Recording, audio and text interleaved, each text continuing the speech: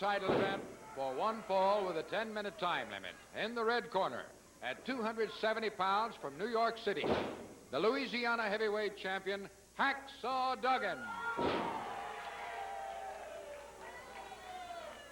In the blue corner, at 238 pounds from Richmond, Virginia, Buddy Landel.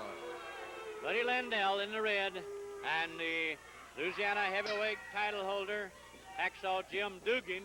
Some call him Duggan, Paul. He spelled it with 2 G's, so either way would be proper. So for your comments, let's hear it. Well, Duggan can say it any way he wants, and he can spell it any way he wants, because when you're that big and that tough and that aggressive, you have the right to do it, and certainly to establish your own name. Now, Duggan is trying to establish one other thing. He's been after me constantly about promoting a brass knucks title tournament in Houston. He wants to prove that he's the toughest man in wrestling, and he could get that opportunity, but he never lets me alone and never lets me forget it for a minute.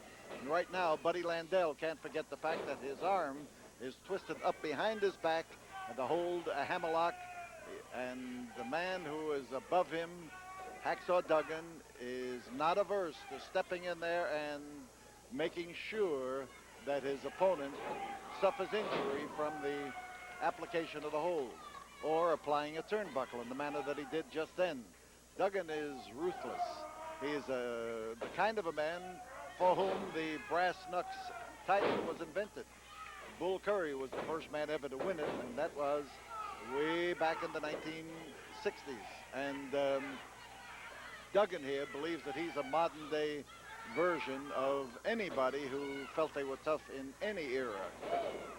So Landel into the ropes, and Landel catching the back of the arm, the point of the elbow, and it looked as though it caught him just under the chin, which might have saved his teeth. And Duggan's trying to set him up, whirling slam into the ropes, and the manner in which he manhandles the 225 or 35 pounds of Buddy Landel is proof of the man-to-man strength of Hacksaw Duggan. He may not lift weights, but in wrestling, you've got to have the ability to make that strength against an individual who moves.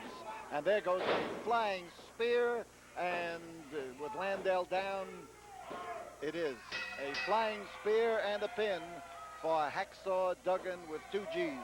His 2 G's is right, Paul Bosch, and we'll be back after this important message from Mid-South Wrestling Television Network.